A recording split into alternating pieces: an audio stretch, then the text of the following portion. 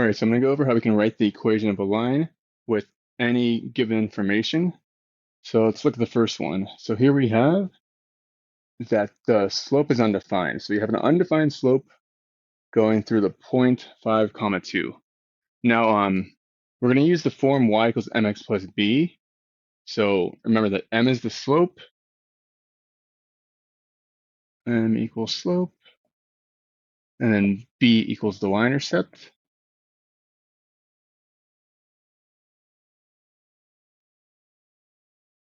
So one of the main questions I'll get is like, well, how do you remember which one is undefined? Because students are always wondering, like, how do you know if it's undefined or it's zero? So let's review just what the slope means, because slope is, let me actually put this down here because I don't like that glare being there. So let's put m, or slope, where slope is the change in y. And we like to use this triangle, delta y over delta x. So you'll usually like use a difference between two y coordinates, y2 minus y1 over x2 minus x1. And depending on if you have a 0 on the top or a 0 on the bottom, that's going to tell you if it's undefined or if the slope is 0. Because when the slope is 0,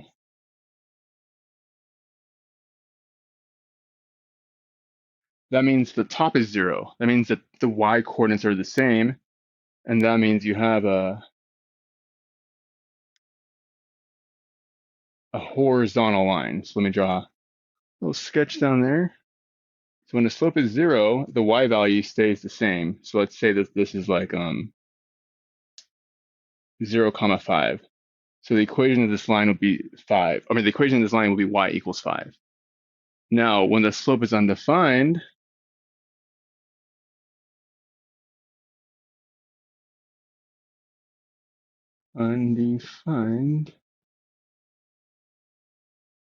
then what you have is you have the denominator is equal to 0.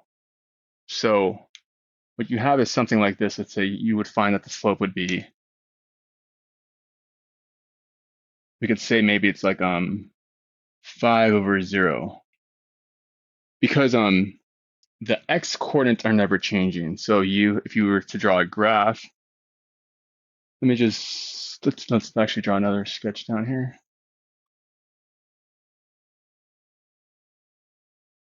An example could be like you would have a vertical line. So you can have like a point through let's say 3, 5, and a point through 3, 0. See, the x coordinate stays the same, even though the y coordinate changes by 5. So then the top would be 5, but the bottom would be 0, because it would be like 3 minus 3, whereas the top would be 5 minus 0. So there's a difference. Like again, if the 0's in the bottom, if the 0's on top, no matter what the bottom is, it's 0.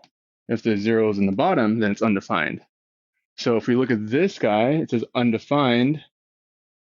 That means that x value stays the same. The x value just always stays 5. So this one's actually really easy. You can just write x equals 5. It's going to be a vertical line. A line that just goes up and down. Now, 14 says that the line goes through the points 3, 6, and 3, -1. That means you could see, well, it doesn't mean, but let's see what the values are here. You can see that the x value stays at 3, even though the y value changes. So if the x value is staying the same, that means you have a vertical line again. You have a vertical line where the x value is always equal to 3. So your equation will be x equals 3. Now for 15, this one you're going to actually want to use the slope formula, the slope equation to find it. So let's pick any two y values and any two x values. So let's have this one be, let's call this one x1, let's call this one x2, this one will be y1, and that'll be y2. Doesn't matter what you want to make x2 or x1, just make sure the x1 and the y1 go together, and the x2 and the y2 go together. So then, working this out, we have the slope is y2 minus y1, so -1 minus -3, all over -1 minus -2.